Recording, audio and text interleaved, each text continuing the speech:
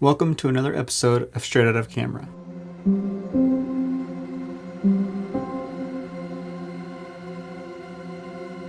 Today's recipe came as a result of me just continuing to explore all the possibilities in the entire range of possibilities of the cool street photography looks that I could get out of my X-H1. And just like with a handful of the others that I've created, I kind of had a somewhat of a starting point, but through some adjustments and trial and error, I kind of just landed on something I felt was relatively unique, at least compared to what I've created so far. Like I said, I created this one on my X-H1, but since the base film simulation for this is Pro Negative High, it's pretty versatile and can be adapted to a lot of cameras with that film simulation built in. With older cameras that don't have the film grain, that might be one of the only elements that you might be missing from this, but for the most part you can replicate the vibe of this on a lot of the Fuji cameras. I think I created this one initially when I was attempting to have some really vintage 60s, 70s color film look.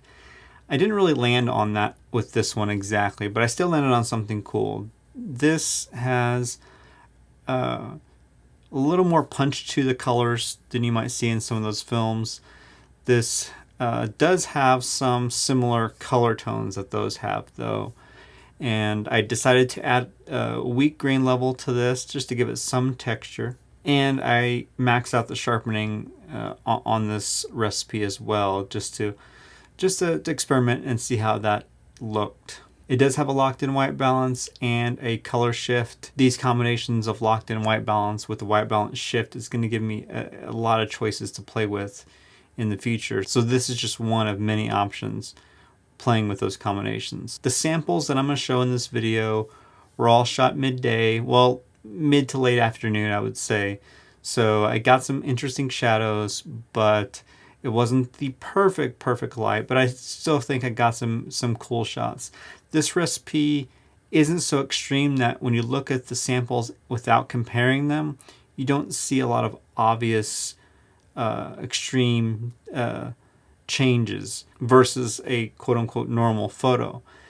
But there is enough of adjustments, there's enough of a tint, there's enough of a vibe to it to really just take it just a little towards a filmic look. I like the cooler tone of this look. It's great for street photography. My samples don't have a lot of people in them, very little people in them, but I think this would do good if you have a scene with a lot more people. These were shot midday, but I think this would also do good if you're shooting in a cloudy situation. So this should be a really well-rounding performing recipe in with exterior shooting. So take a look at some of these photo samples that I shot on my X-H1 and the XF 27mm RWR lens.